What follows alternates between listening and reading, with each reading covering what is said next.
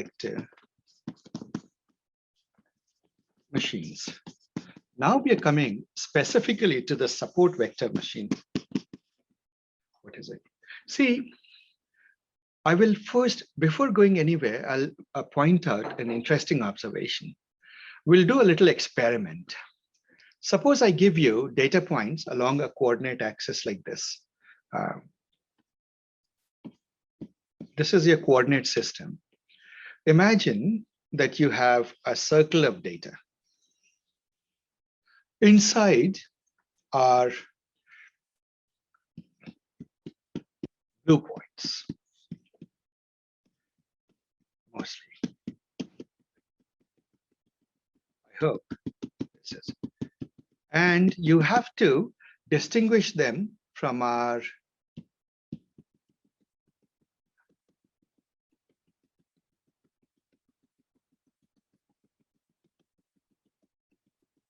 points,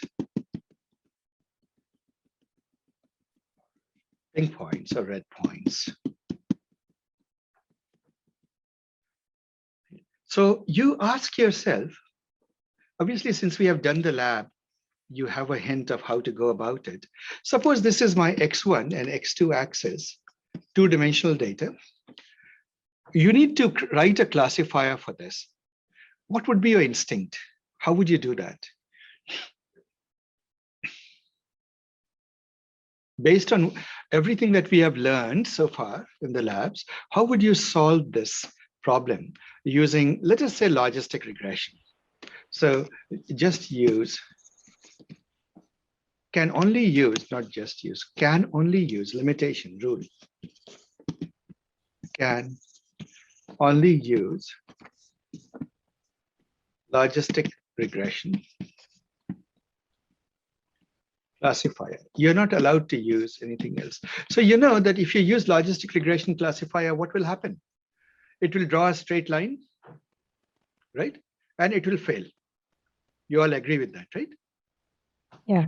No straight decision boundary. But then if you, so now we'll do an experiment. What I will do is for every data point, X1 and X2,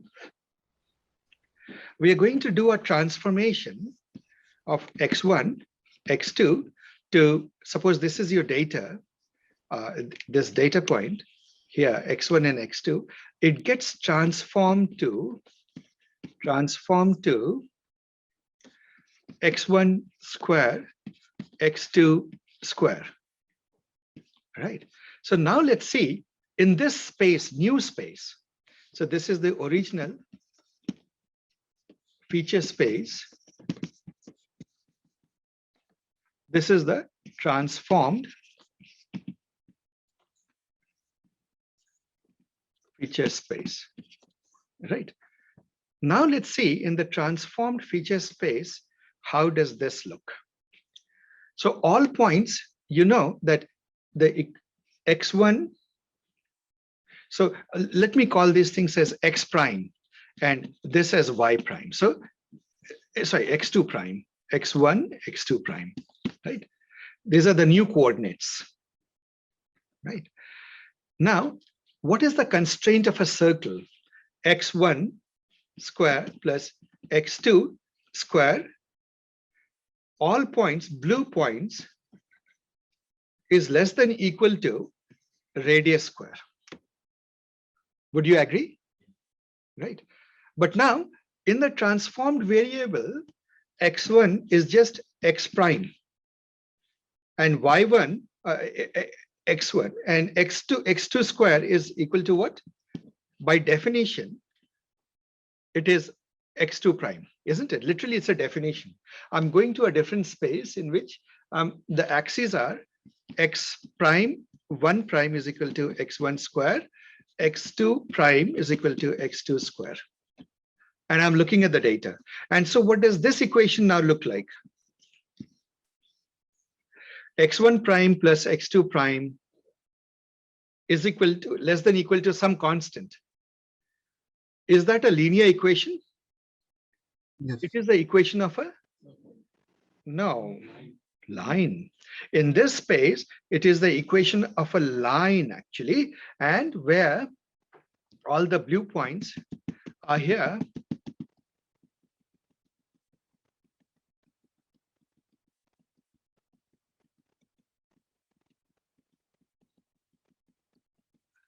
And all the red points are outside.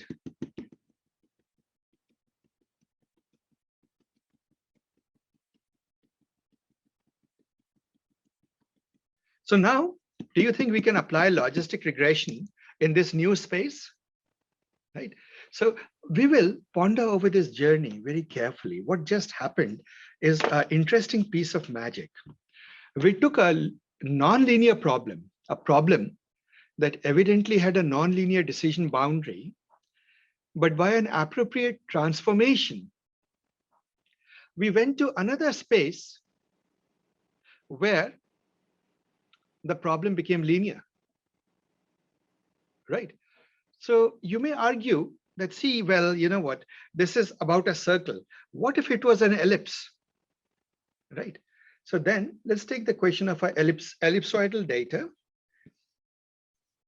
Then once again, suppose you have points like this, and we'll generalize gradually.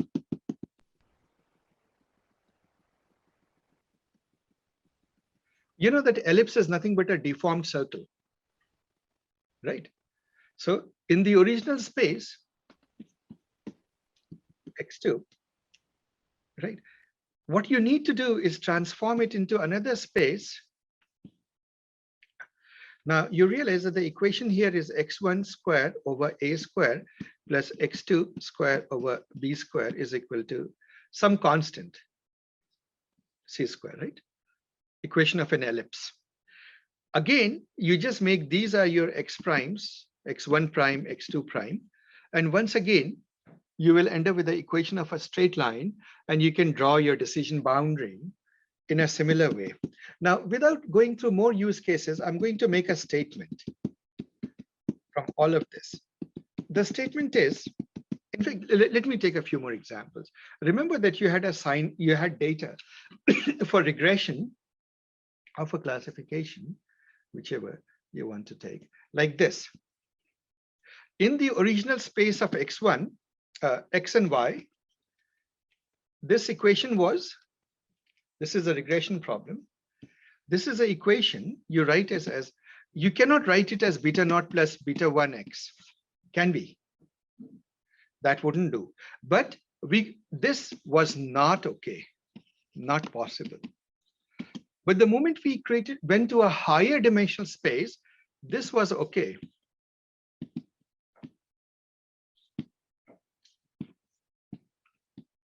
X squared plus beta 3 x cubed. You realize that when we went to this space, the problem began to solve itself, right? We did this exercise. We can add a few more terms. This is it. So what is this? This is now let's ponder over it from a different light. Instead of thinking of it as polynomial regression, now suppose I change the names again as this is x1, this is x2, this is x3. So then what does your equation look like? Pay attention to this. The equation, this is a subtle point, but it captures the gist of what I'm going to say. Just by polynomial expansion, you can now write it as beta naught plus beta 1 x1 plus beta 2 x2 plus beta 3 x3. Isn't it? This is a linear equation.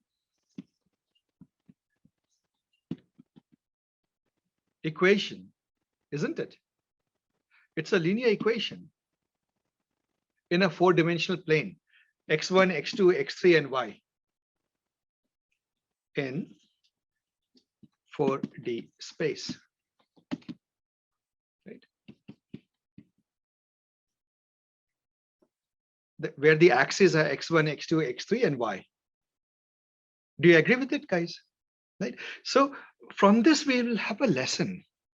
A lesson is any curve or surface which is curved, which is not linear, you can lift it to a higher dimensional space. And in the higher dimensional space, it will become linear.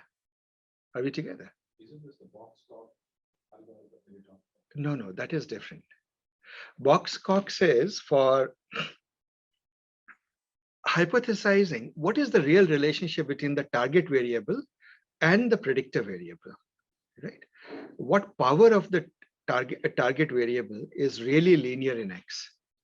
And slightly related, sometimes you can do that, but this statement is more general. What I'm saying is no matter what the curve is, or what the surface is, or for example, a decision boundary is of a regression, the best fit hypersurfaces, you can lift it to a higher space where it becomes a hyperplane, right?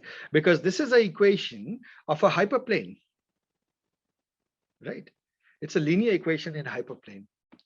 That result, you have to agree that it is true.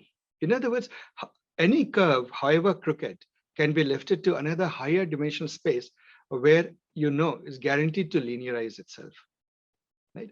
And that is a fact mathematically. We can say it in many ways. For example, any function can be expanded in polynomials. If it is a transcendental function, it will have infinite number of components, infinite number of polynomials. If it is not a polynomial, then you can represent it with finite degrees of polynomial. So polynomials is one basis to write that function, expand that function and take it to a higher dimensional space. There is another way that you can do that. That is using the Gaussian functions, right? Bell curves. Those are called radial basis functions. That's a fancy word for it. But basically what it means is that you can think of any function as a summation over many, many bell curves, right? So I don't know how to do that. Let me try, just off the top of my head. Let's see if I can bring the intuition here. Suppose you have a curve which is like this, right? In how many bell curves can I use? I could use this, I could use this, I could use this, I could use this, I could have lots of bell curves here, right? Do you realize that if I have a lot of bell curves more around the center, what will be the sum total of all these bell curves? It will be the upper one, right? This will be the sum of all these bell curves, right? So what you are saying, and this could have been going like this, it could have been going like this, right? So then you can again put some bell curves here. So any function can be expanded in some meaningful basis. Any function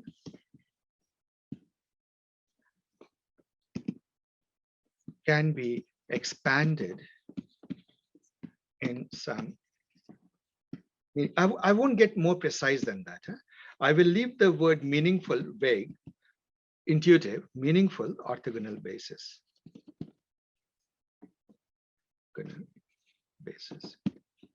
Why? Because we want our axes to be perpendicular to each other, Cartesian axis, right? So orthogonal basis. So that is a statement. So in other words, anything can be lifted to a higher dimensional space. Now, sometimes you have to worry because if you have a sine wave, for example, then when you try to lift it into infinite polynomial degrees, you will end up with a polynomial of infinite number of degrees. Poly to explain it. Because the sine wave has infinite number of bends, so it will take polynomial of infinite degree to capture it, simply put, right? That's the intuition. So you have to be willing to lift data. And this is a point that I want you to ponder over. Can you imagine what it means to lift data and go to a space which is infinite dimensional? Can you even, we have difficulty imagining 3 is hard enough, isn't it? But 4 gets us into difficulties. Beyond that, we can't, but at least conceptually we can. And we can go to infinite dimensions. It just turns out that most of the interesting things that happen, not most, a lot of the interesting things that happen actually happen in infinite dimensional spaces, right? For example, this thing, the wave function, like we don't think of atom as electrons. When you look at electrons, protons, neutrons, you think of them as a wave function. You don't say it is here. You realize that, right? You can't tell the position of an electron or the speed, but what you can tell, you can write a wave function. It's sort of this diffuse cloud, right? Quantum thing, a quantum wave function. Then, which is sort of somewhat localized somewhere, but if you try to get too precise about it, that you have no idea how fast it is going. It's the Heisenberg's uncertainty principle. So these wave functions that represent an electron, right? And it's more than that, xp. But okay, let me just cheat and write it as this. This thing, right? Schrodinger equation, right? Schrodinger equation. You call it a Schrodinger equation, right? No, I didn't get that. Schrodinger's wave function, right? Schrodinger's wave function. Yeah, the equation. Schrodinger's wave function, yes, captures the fact that the relationship that kinetic and potential energy, right, is the total energy of that. So in other words, del square up to a proportionality constant, right, plus the potential of a wave function. This is a kinetic, by the way. Gradients, one basic intuition is the sharper the gradient, the faster something will move, right? But anyway, it turns out that in quantum phenomena, this is the gradient. This is proportional to, in fact, equal to I dt. So when you take the time derivative, it's a measure of its energy, but we won't get into that. So let's not. Nice. This is it. It's a statement of the kinetic. It's a way, like once you get the idea that what does kinetic energy of a wave function map to? It's a kinetic plus potential is the total energy. So this wave function lives in a space. You ask this function, where does it live? Like what does it live? It turns out it lives in an infinite dimensional Hilbertian space. Right? Now, what is Hilbert space? We will do when we do the math course, but it turns out that Hilbert spaces are very, very important, especially infinite dimensional Hilbert spaces. They have certain very good properties, and we use those spaces in the support vector machinery, the whole theoretical framework for this. They are central. We won't go into that at this particular moment, but just take it for granted that you can lift something in a higher dimensional space. It's not enough, go to higher, and it's okay to go to infinite dimensional space.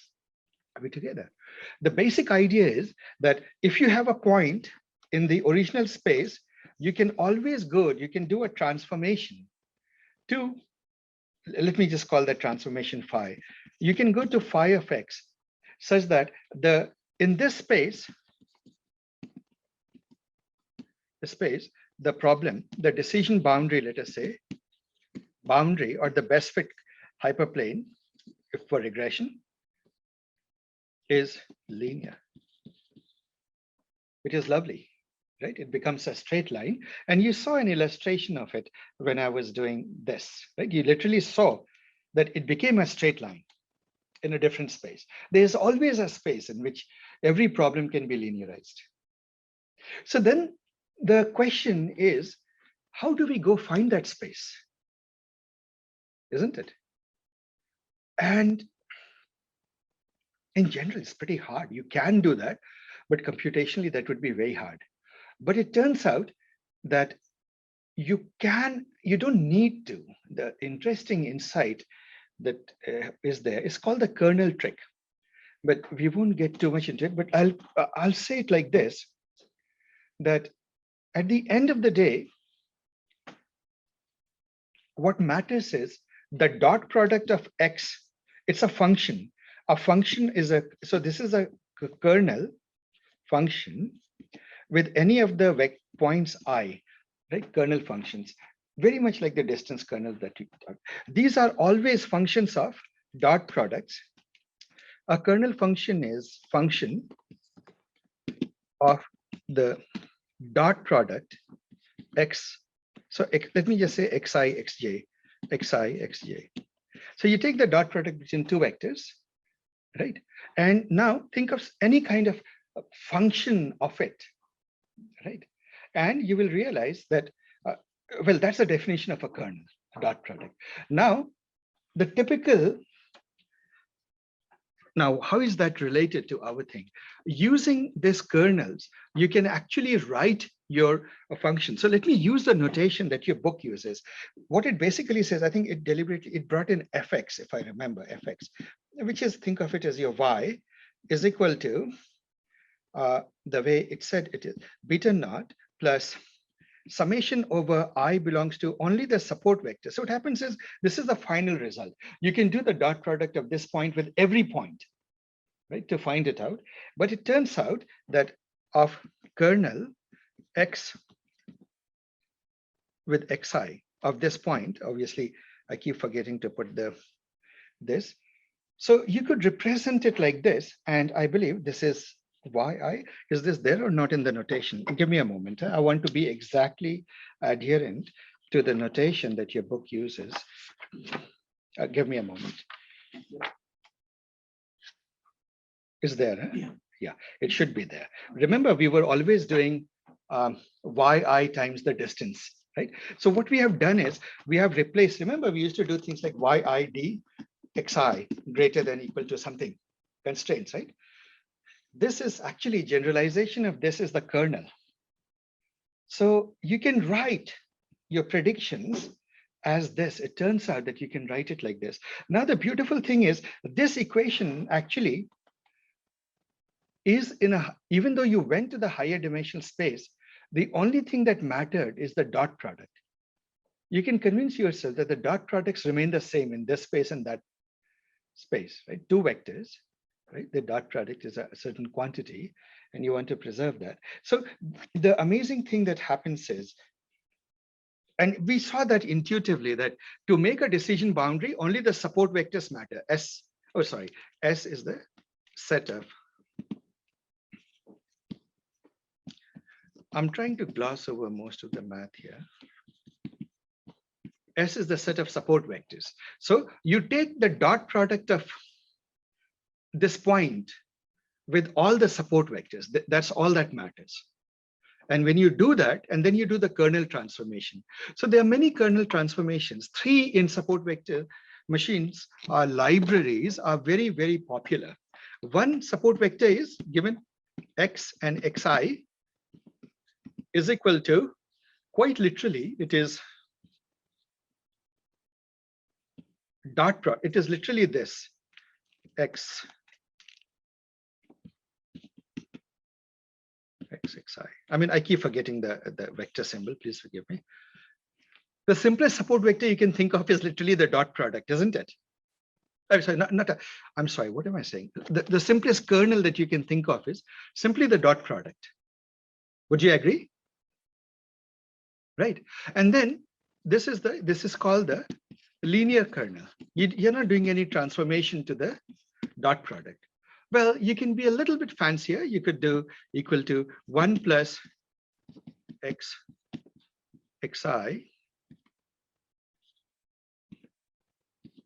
to the power d, right? You can add some beta naught, yeah, if you want, some constant. So what are you doing now? When you go to degree d and you expand it out, you realize that you're introducing polynomial degrees of x. Do we see that, guys? Mm-hmm. This thing, right? We are introducing polynomial degrees of x, but it is still in terms of dot products, because computationally dot products are far easier to find than actually going to that space, higher dimension space, and then drawing the decision boundary and all of that. You don't have to do that. And then the last one more kernel that's very popular is the radial basis. I mean, this is the Gaussian kernel minus xi square, right? Up to a gamma, there is a gamma constraint here. Are we together? So let me write it in a cleaner way. Now imagine that this is written like this: e to the minus gamma, a modulating factor, x minus xi. Now what is x minus xi? It is the distance vector, right? Difference vector square. So look at this kernel. If you expand this, how many polynomial degrees of x will you get?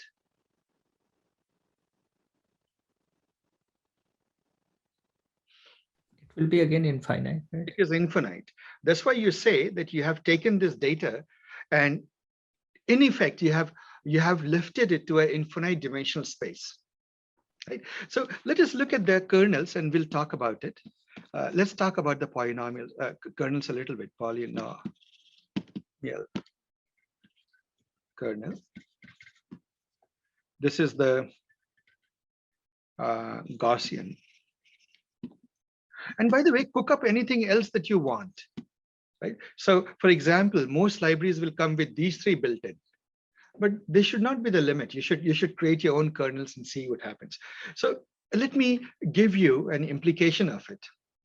If 2 points are very far, like one is in this direction and one is in this direction, what will be approximately the dot product? So if this 0. is xi and this is x, if this is almost 90 degrees, what will be the dot product? 0. Diagonal, there's 0. It won't matter much, right? So you would agree that most points matter which are in the direction pretty much where cosine theta is not zero, right? You have appreciable cosine theta. So in other words, this looks for vectors, or it is influenced by points in the general direction of the vector, right? But it is sort of linear. Polynomial complicates it, but pretty much is the same thing. You go to a different space and you do that. But this radial basis function is more interesting. While the two are simple, the first two, let's look at this Gaussian kernel.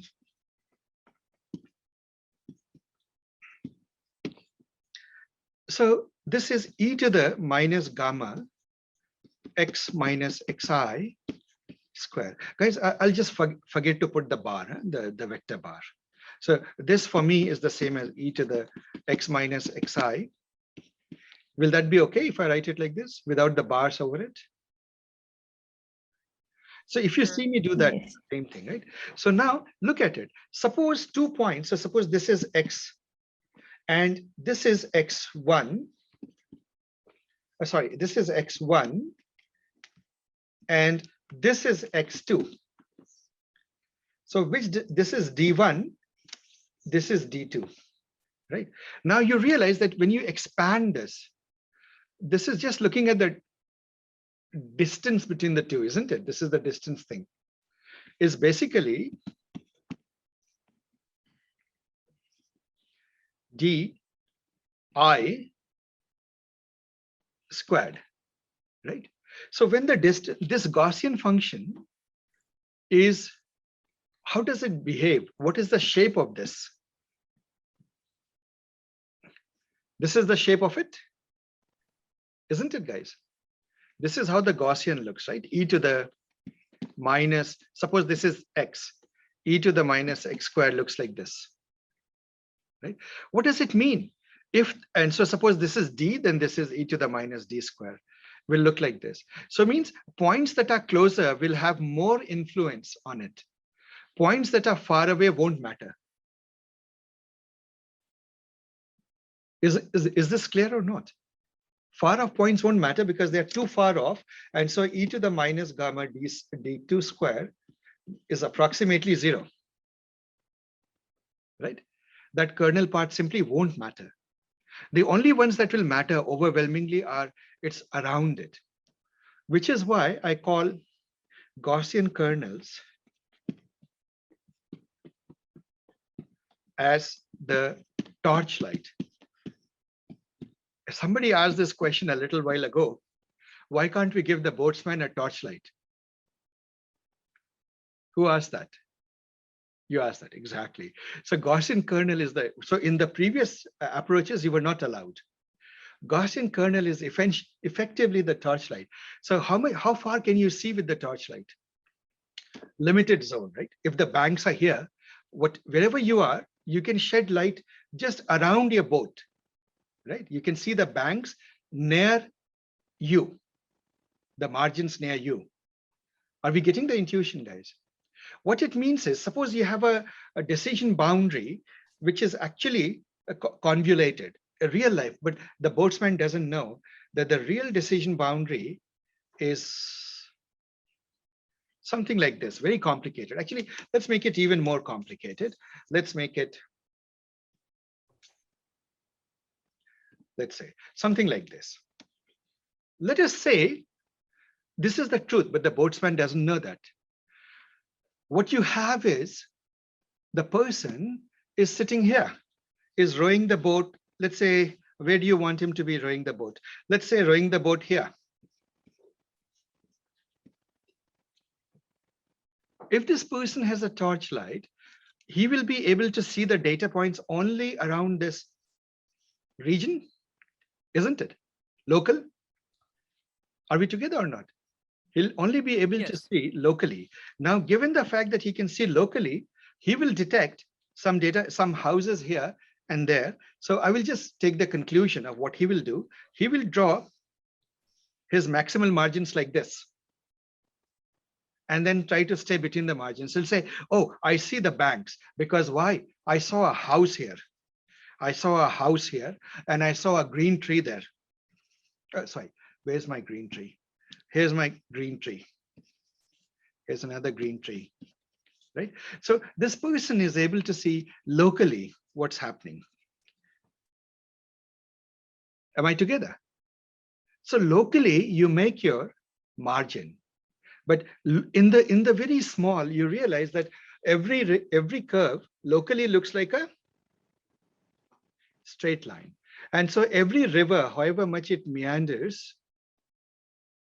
in a very small region, it looks straight, isn't it? And so what you're doing is you're using this as your guide, right? You are shining light only locally and finding support vectors there. Are we together? And if you do that, because you're not looking globally, you realize that your decision will keep changing and you will sort of flow along any curve that is there easily. Does that make sense? Imagine the boatsman is shining the light locally and every time drawing the maximal margin hyperplane, right? Or in other words, detecting the river banks. Then the boatsman will have a pretty good time rowing straight to the middle of the river. Is that intuition making sense? Right? And that is it. That's what this kernel does, is in some sense, it tells you how you're shedding the light, right? That's one intuition that I have. Making sense now? Right. So this is it. And that is why, for example, the Gaussian kernel is almost the default. It's the most popular kernel that is used in support vector machines, right? Now let's focus on this parameter. And before we break, so e to the minus gamma d square, right? I'll just write d being your x minus xi square, right? So this is your d square is equal to this. Now, the bigger the gamma, what happens to the influence? So suppose you have a gamma is equal to 1. Let's say gamma is equal to 1. So suppose I make gamma is equal to 10. What will happen now? It will decay faster, isn't it? So e to the minus d square gamma is the same as 1 over e to the gamma d square. You increase gamma, denominator starts getting bigger and bigger, isn't it? Faster. So this number will start becoming smaller, much quicker. So you can say, therefore, that this is maybe gamma is equal to 5. And then you can have maybe, you're getting the idea basically, right? Gamma is equal to 10.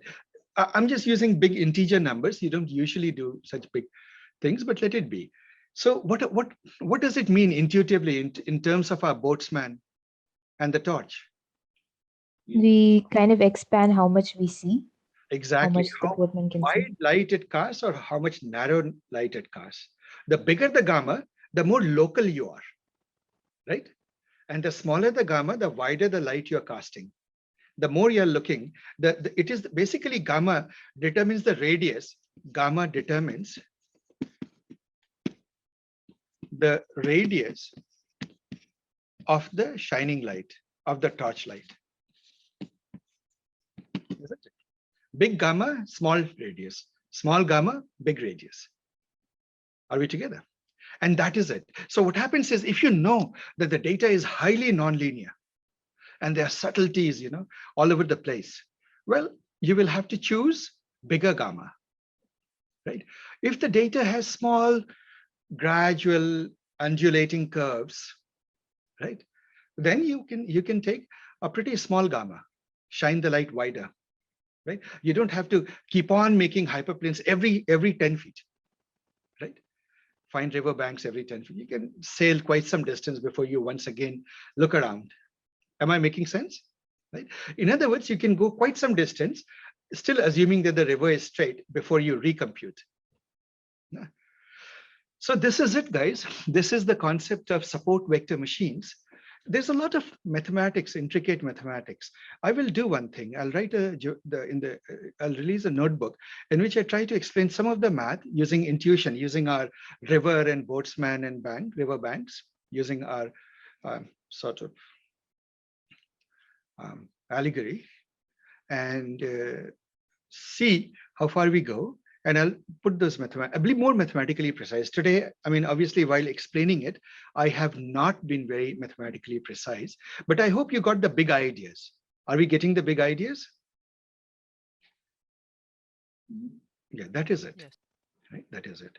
So there is a lot of underground machinery. Like, for example, when we come to this result that says y is just a function, prediction is just a function of beta naught and yi times the kernels. Right now, let's look at the simple situation. What does this become when you take kernel is a linear kernel? This equation becomes, let's go and see what does it become. This y hat becomes some beta naught plus, let's say, or something plus linear kernel means xi, the support vectors, right? This. And what does this look? This basic, these xi's are like your betas, right? Beta 1, beta 2, beta 3. That's what it begins to look like. Are we together? If you look at it as a dot product, this is nothing but, if you think of it as summation over xi, right? In some sense, you're just looking at the dot products here. So you can think of it as a linear equation. In fact, you can map it as a linear equation, convince yourself that it is this. Suppose there are two support vectors, x1, x2. Let's expand it out. Plus x dot x1 plus x dot, sorry, let me use this notation, x2. So there will be component-wise, if you expand x vector as, well, I used 1 and 2 for the data points. Let me do one thing. I will use the I subscript at the top, the points, because I don't want to mix the point. Let it be, let it be. I've already used a subscript. So now I can write it as beta naught plus x. You can use xij. Yeah, I1. Yeah. x1. Well, obviously now it gets, let me just call it x0. Everywhere this is x0. x0, 1 plus xi 2, x0, 2. You see this go forward, right? Now these are what? These are your, you can call this beta. Now sorry, plus you will have xi2, x01 plus x, this was x11, x12, right? Because I is equal to 1 here, and I is equal to 2 is this, 2, 1, 2, 2, x02 plus this. So this equation, I can put these two terms together because they are belong to the same coefficient. So I can write it as x11 plus x21 for these two terms, and then write x01, x0, first component of the x vector, plus now this one. I can club these two together and call it x12, x02, plus, sorry, plus, when I add these two up, x22, x02, So when you have just two support vectors, it is like this. And what is this? This is, you can think of it as beta 1, you can think of it as beta 2, isn't it? So your equation becomes beta naught plus beta 1 x0 1 plus beta 2 x0 2, right? The point. And this is literally your linear equation. So when you take a linear kernel dot the a dot b, so you notice something very interesting. We have been saying this for the longest time that well, okay, of course, this is a very linear equation. Given those support vectors, you can define your betas like this. You end up with a linear decision boundary, isn't it? If y is equal to this, you see that it is linear in x. So with a linear kernel, you can only make a linear decision boundary. With a polynomial kernel, you can make a polynomial decision boundary. With the Gaussian kernel, well, it gets much more interesting. You have to do things. As you do it, you have infinitely many terms. So you have to be careful. So it is linear in infinite dimensions, but you don't bother. What you do is you solve the problem very locally.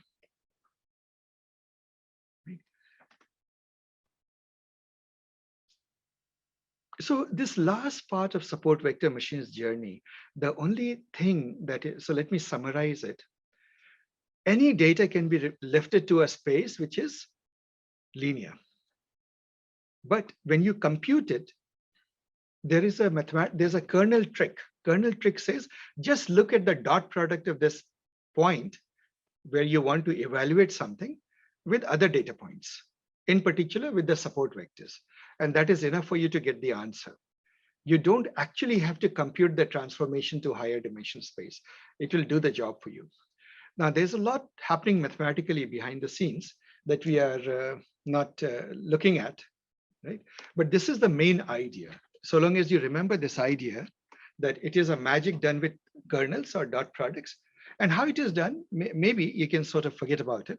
But the point is you can lift any curve or any thing to higher dimensions linear. If it is linear, everything that we have learned so far applies, isn't it? Maximal margin hyperplane, soft margin classifier, hard margin classifier, all that theory becomes applicable. So the only other extra is there is a magic trick to lift it to a higher dimension. And then there's a computational trick, which is that you don't actually have to find the transformation function. It turns out that the kernels are enough or the dot products are enough. And that is the theory of support vector machines. But you observe this, that what it says is there is no assumption built in. Especially when you use the Gaussian kernel, it makes no assumption about the shape of the data, isn't it? The decision boundary could be any curve, arbitrary curve. When you do logistic regression, what is your assumption? We assume a linear hyperplane, right? So this, when you do our discriminant analysis, we made an assumption that data looks like Gaussians, spread out Gaussians, right? Each class. Here, you're not making any assumption whatsoever. It's a very general approach that is applicable, which is why this is actually very widely applicable. When it came out, it did lots of things. For example, handwriting recognition, medical imaging, even today, heavily used in the medical imaging industry, right? Many things. It is support vector machines are there from embedded devices to giant machines, right? Giant computations. It's one of the workhorses of the industry. Now, recently there has been three class of methods are very dominant in machine learning at this moment. One is kernel methods, of which I gave you an introduction. The next week we'll learn about ensembles. Those are like ensemble methods, very popular, and deep neural networks, again, very popular approach. And nowadays, emerging graph neural networks. So quite often, these four dominate the scene in solving problems. There are other algorithms, of course. The no freelance theorem says that any given situation, you don't know which is the best. But by and large, from experience, you see that when the problem gets tough, generally, you find yourself using these methods. All right, guys. So that's all I have. If there's any question, you can ask me. Otherwise, we'll break for lunch. Wait, Asif, I have quick question. I am confused. So x0 and xi. So xi is the points are the support vector. Hearing you. I don't know what just. I apologize. I don't know how my phone stepped in. Okay, go ahead. So we have a dot product of x0 and xi, right? So Right. so xi is the so xi are the support vectors, Exactly. They are the support vectors. and what is x0? X0 Anyhow. the point at which you want to evaluate the if it is classification, you want to know whether it is a blueberry or cherry. Okay. In other words, x0 is the test point where you need the answer. Okay. Thank you. That's it. Okay. So this is it. In other words, all you have to do is look at x0 or that point x. I put 0 there just for simplicity here. But given any point x, find its dot product with all the support vectors, and you're well on your way to solving the problem. That's what the big message is. And so dot products are important. You will realize this kernels, these dot products, they're magical creatures actually. We do dot products, but then we step away from it. But within machine learning, they keep popping up all over the place. Almost everything or a lot of things can be written as dot products. For example, your linear equation itself was a dot product, beta naught plus beta hat dot x, isn't it?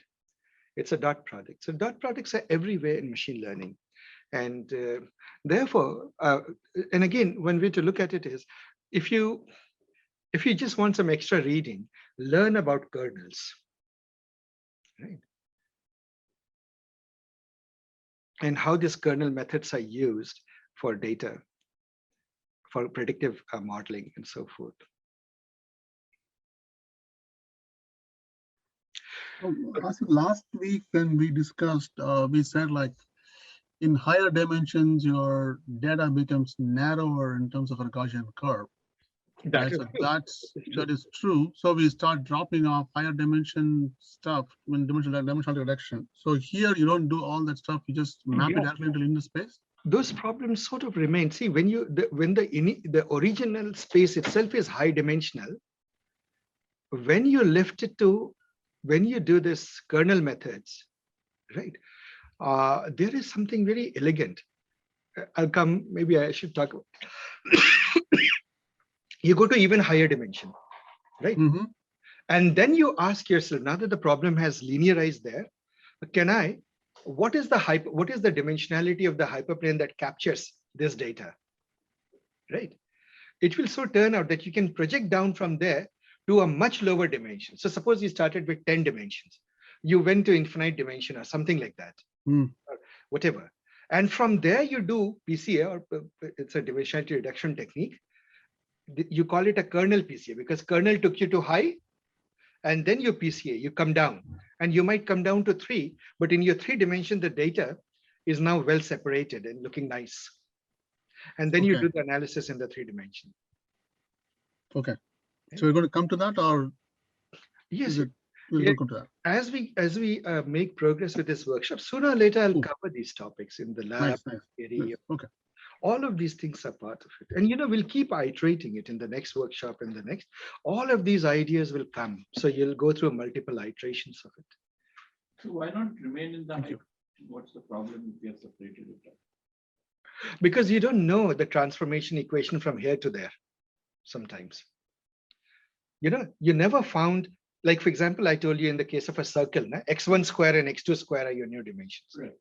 Right. The problem with support vector machines, as simple as, you don't have to find the transformation that takes you there. You just get away by doing dot products. So there's a subtlety, computational subtlety there. That's what makes it efficient. And so then from there you fall down to 3 dimensions, which 2 dimensions, which is So which is why, and obviously we'll do dimensionality reduction. The traditional way, for example, your book mentions PCA, principal component analysis, a very, very powerful method. Actually, next time, maybe we should do dimensionality reduction. It's a core topic before I move ahead. So then kernel PCA is to do the extra journey. You first go up to higher dimension space, and from there you reduce down to a lower dimension space. A lot of fun, actually. You first linearize the problem, and then you come down to lower dimensions. Any other questions, guys, before we break for lunch? Was this fun? Support vector machines. I hope you found it. The end part, of course, when I went to the nonlinear situation, I did do a lot of hand waving arguments because I wanted you to just get the intuition. The math gets a little bit tricky, right? It's elegant, but it's tricky. You have to carefully develop it. When do we use linear kernels and when do we use Gaussian kernels? Oh, linear kernels are computationally very fast. So if you suspect a data is linear, start with the linear kernel, see what the performance is before you go to polynomial or Gaussian kernel. Okay. It just helps. And we'll do all of these exercises in the lab, Kyle. Yeah. You will see where one works but the other doesn't. And generally, see what happens is from the domain, right? If you suspect that non-linearity is a given, then you don't even bother trying the linear kernels. You go straight for the Gaussian.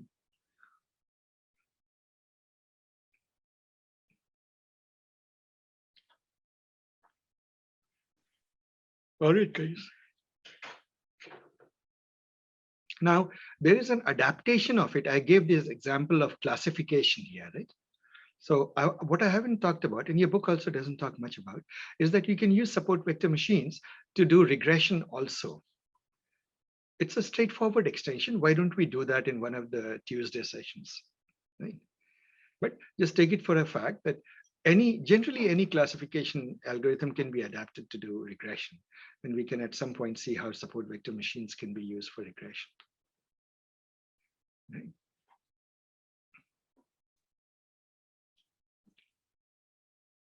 All right, so it is 1:45 here. Is that a general statement you're making? I'm making a general statement. Not specific to something. No. Generally, I mean, of course, I put a safe harbor generally, but generally, in the general case, it's true that most classifiers can be adapted to do regression. Classification algorithms can be adapted to do regressions also, right? So the basic intuition is, see, if you can find a decision boundary, you're finding a hypersurface. Whatever technology you use to find a hypersurface, if it can be used to fit regression data to that hypersurface. The difference is that in regression, data sits on the hypersurface or near it, and in classification, the hypersurface is the demarcation between the two. So that you convert into an equation for the regression. Exactly. That's how you basically. That's it. Basic intuition is that.